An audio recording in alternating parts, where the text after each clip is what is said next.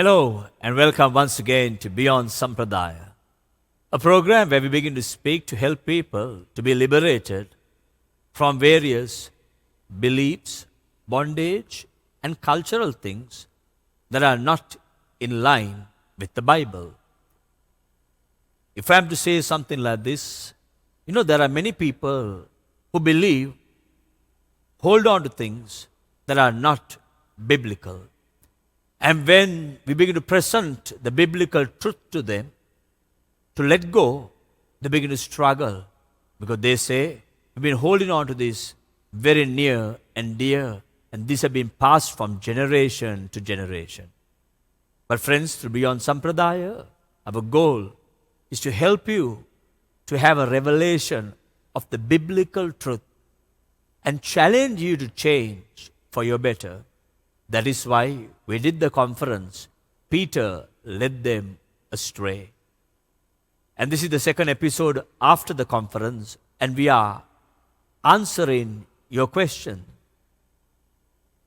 Once again, today I have two wonderful friends who will begin to answer your questions so that you can get insight and that you can begin to choose to walk in it or not. But I'm telling you, if we are to see national transformation, there ought to be transformation in the Sri Lankan church leadership. Show me a transformed leader, and I'll show you a thriving ministry. So thank you for joining me, Pastor Joni and Pastor Akila. Pastor Joni, I want to start off with this. A person has posted a question based on what they heard in the conference. Doing what is wrong causes people to be led astray. But not doing what is right also causes people to go astray, according to the conference. Pastor Joni, can you begin to elaborate a little bit on that, please? Thank you, Pastor Dishan. I think knowing the truth and not following the truth, you lead people astray. The truth is the word of God. Just as we heard in the conference, Paul confronted Peter because he knew the truth. So sometimes we know the word of God, we do not know it fully. So when we hear something, we think it's wrong. But if we know the truth and we do not act according to the truth, we can lead the people who are following us astray. So as leaders, as Christians, I think when we know the truth, we have to speak the truth and live according to the truth. Pastor Akhil, let's begin to tag along on the same lines. Is it true, if we don't do what is right, are we leading people astray? Because we've been always taught, only when you do wrong, you're leading people astray. Pastor, taking from the conference, I think God's model for managing earth, looking after earth, is man. A man has a divine responsibility to carry forward the mandate that God has bestowed upon his life. So this mandate is to nurture, to look after the earth, groom, grow, help people. Now, if I don't do that as a leader, in a sense of truth, I am putting people in trouble.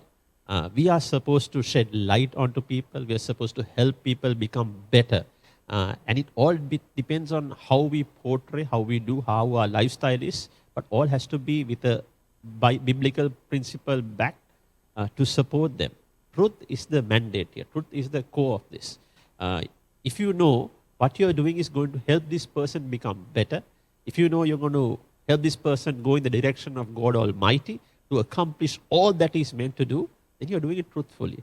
But you can also have a bad agenda, take him down a wrong line. You can personally feel maybe threatened by the person, offended by the person, but that's not what God has called us to do.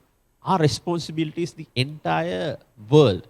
7 billion people is our responsibility. And we ought to be leaders who operate in truth, helping and guiding each and individual. No matter their background or situation, maybe they are the biggest thief even, but truth has to prevail, and we've got to carry the mandate of God to help them achieve more in life.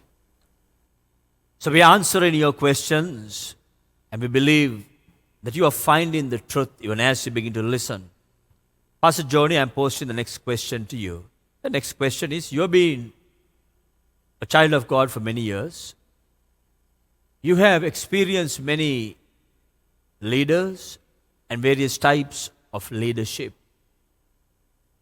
Now, in the modern day context, we hear people saying, we are spirit filled, we are Pentecost, we are not the traditional kind of people. And it seems that our dear Peter, according to the story, was one of those kind of people.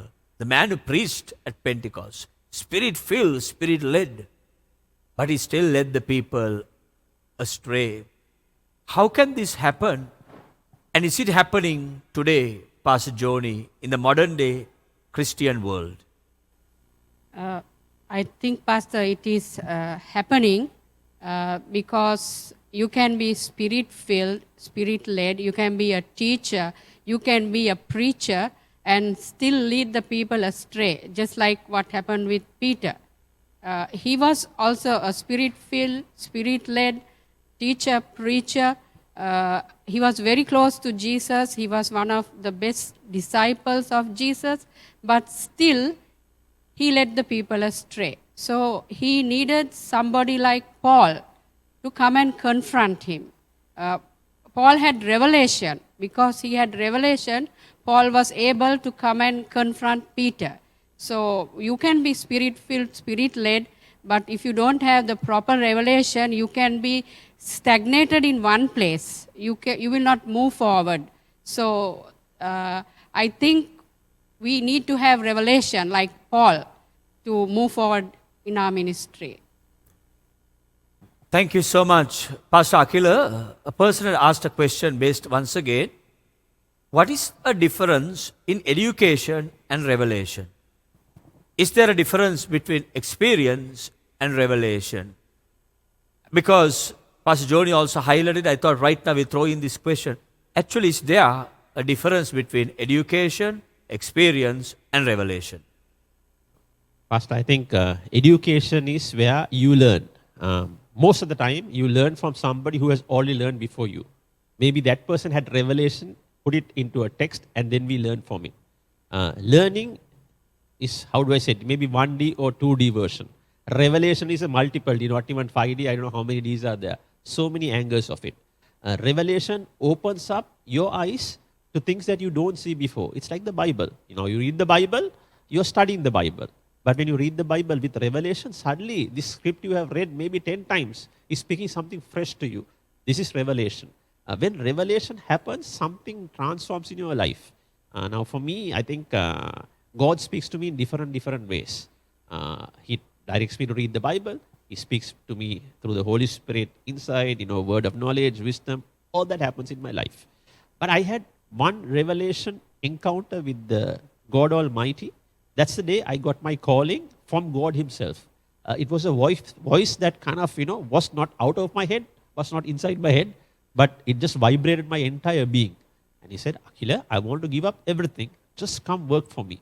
And this was when my wife was sick, and said, come work for me, and I'm going to look after you, and you're going to do great and mighty things. Now, this is a conviction that happened when I had the revelation. Before that, educated people told me educated prophecies. Hey, you go into ministry.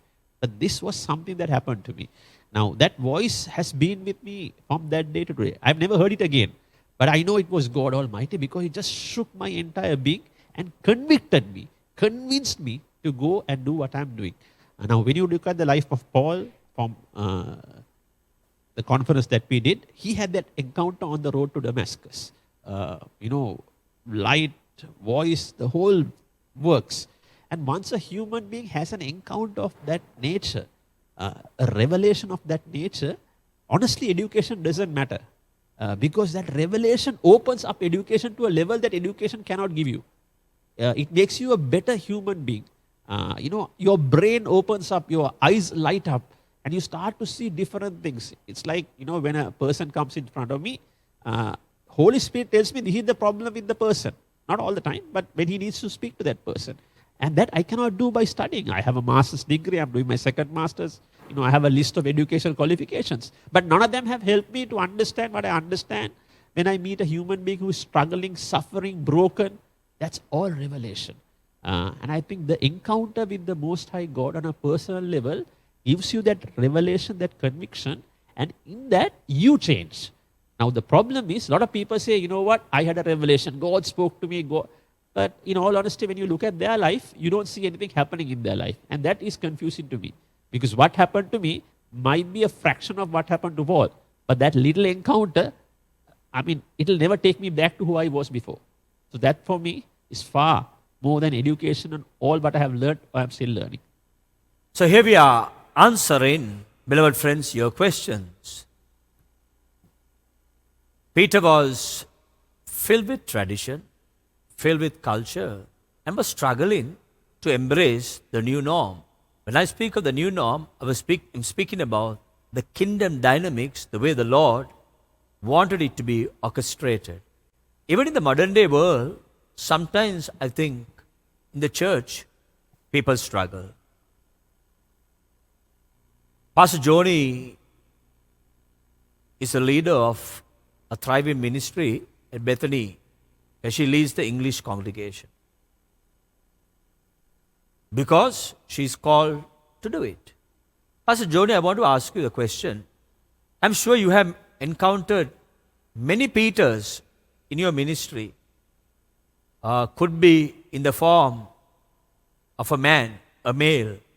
Could be in the form of another lady who try to tell you, you are not good enough. How can a lady tell us what to do?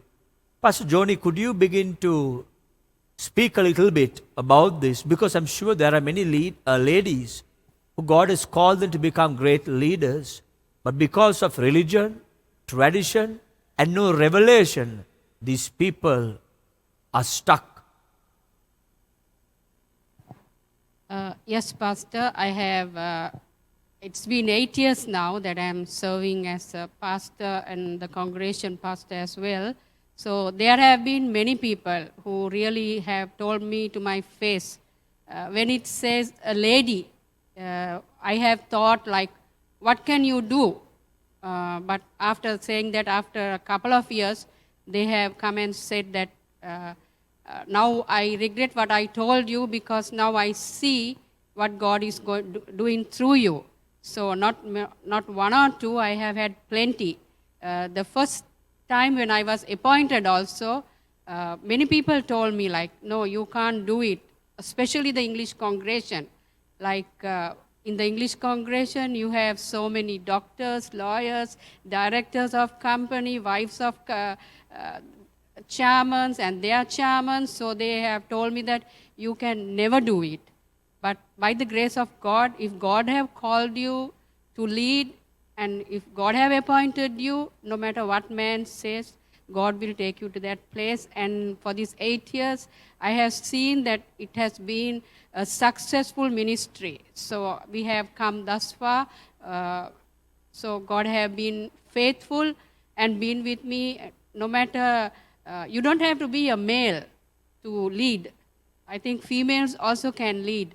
So as a result, we see our ministry today because one of the largest English congregations, I think we have it at Bethany, so I am given the privilege to lead it.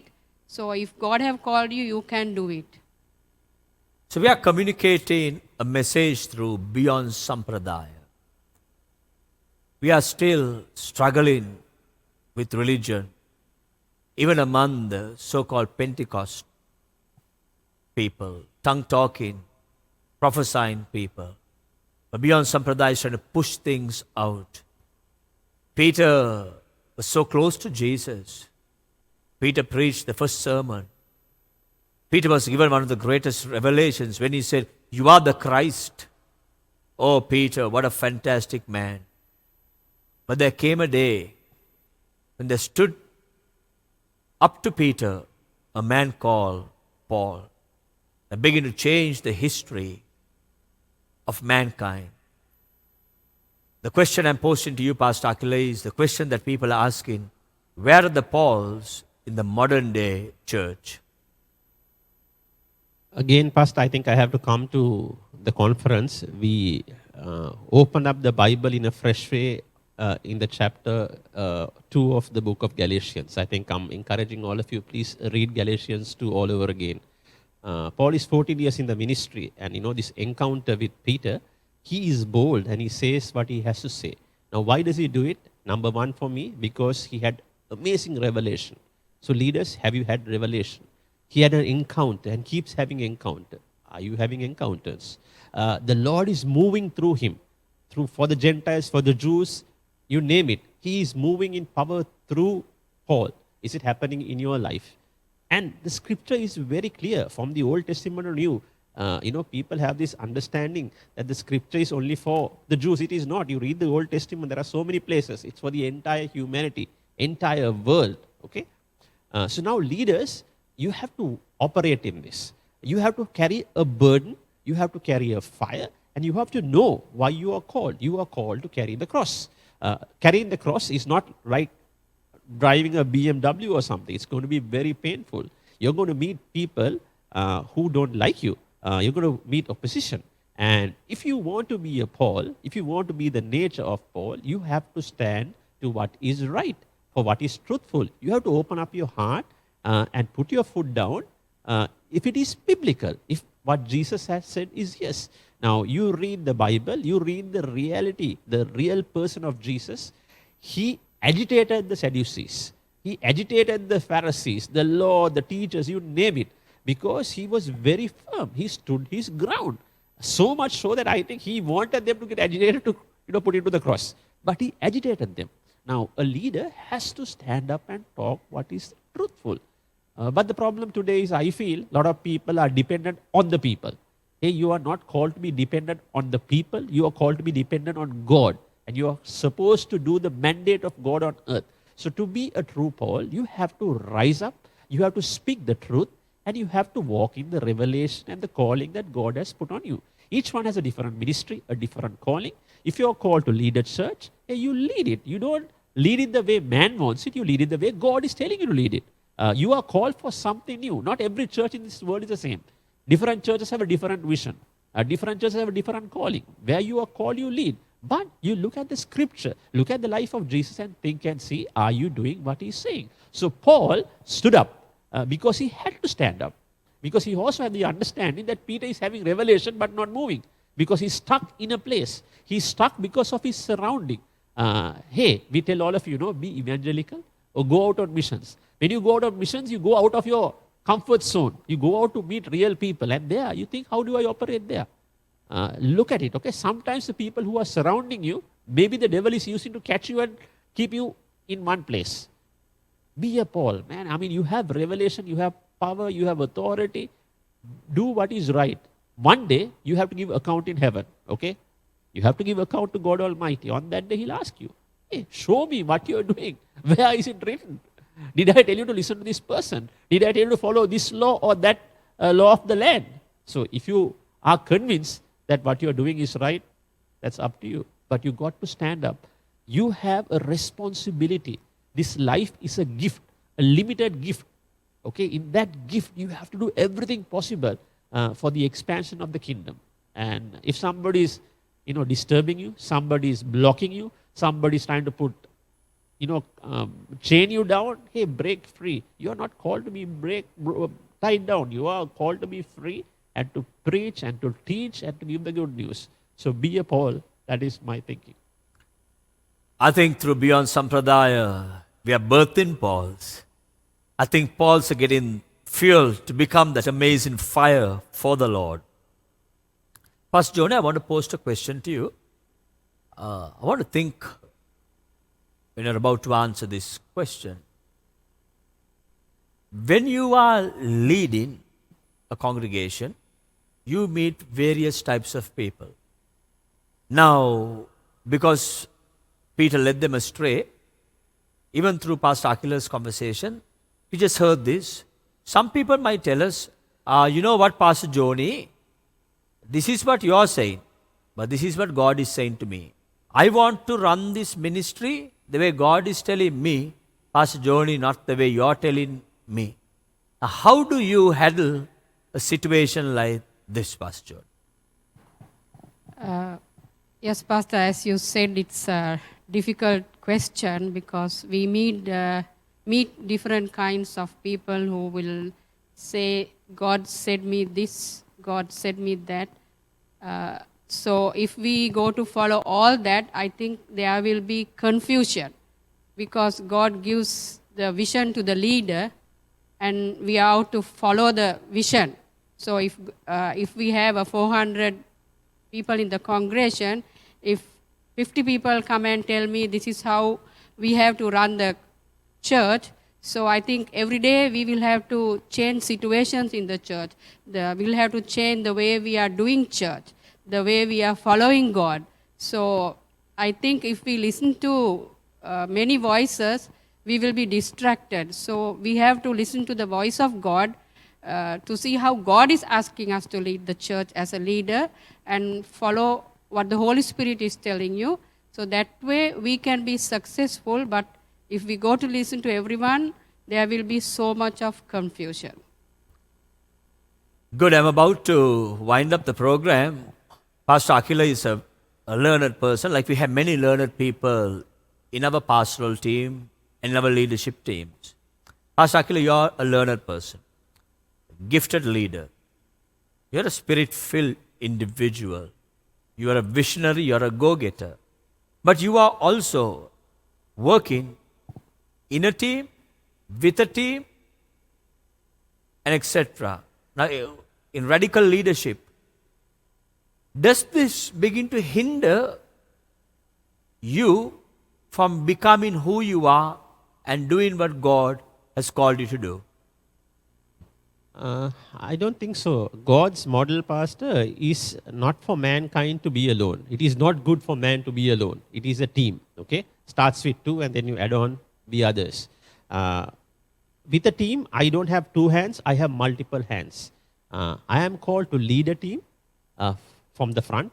I am called to support a team and push a team from the back and stand with them on the side. This is my calling. For me, there is no personal glory in what I do. All I do is to make a person better. The entire mentality I live in is that someday, if I can make my seat redundant and that seat will do double the work I was doing, I have achieved something. But if that seat needs me day in, day out to run, I have failed. So for me, I want to empower a team. So whoever works with me know that I will keep pushing them. They will do things that they don't like to do. They will do things that are very uncomfortable for them to do. But you know what? After they do it once, twice, it becomes natural to them. Because the glory of achieving that is for them and not for me. So I am challenged, but I'm a person by nature who pushes people to be better. One of my biggest joys, treasures in my life is in my working history. I have developed about a good 40, 50 young managers who are making 400,000 starting salary, probably even in the millions. And every time they meet me, they tell me, thank you for pushing. I didn't do this, I didn't know this, but you pushed me. So this is my nature.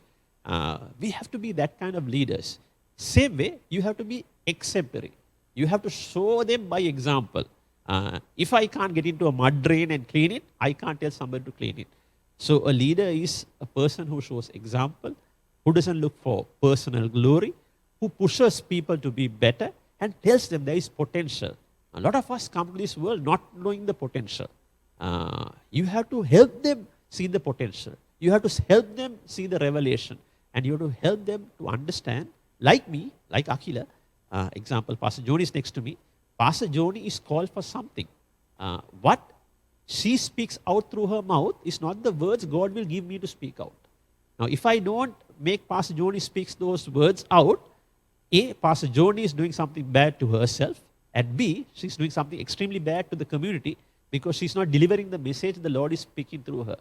So for me, we are a team. Everybody is a team. I am called in this season to lead a team. I am in many teams. I am an employee or a worker for Alpha. I'm not the director of Alpha. I'm an employee. So there I follow certain people's instructions. Okay? I lead the evangelism ministry. There are things that I do, taking the initiative. In networks, I'm not the leader. I'm a supporter. So you have to understand who you are, where you are, but your personality shouldn't change. Your personality is what God has given you. And He has handpicked you and put you into a place because He wants that personality for this season. And you don't worry, you just keep doing it. You keep doing it. As long as you're truthful, as long as you're honest, and you're doing it for the glory of the kingdom and not for yourself, I think that's what God has called you to do. So you keep doing it. Teams are needed, leadership is needed, but you're not the only leader. You have the potential to build leaders. And lastly, someday I'm not going to be here. I'm already 43. Hey, another 10 years, 20 years, 30 years, there won't be an Aquila in terms of operational capacity that I have. The older I become, I'll become probably, maybe weaker, slower, whatever. I have to understand this. Now, I have to find a leader. I have to find a young guy, 2-3 people to head the media, to head the evangelism. And for me, that is my biggest search. And every time I get an opportunity, I'll throw that person to the bus.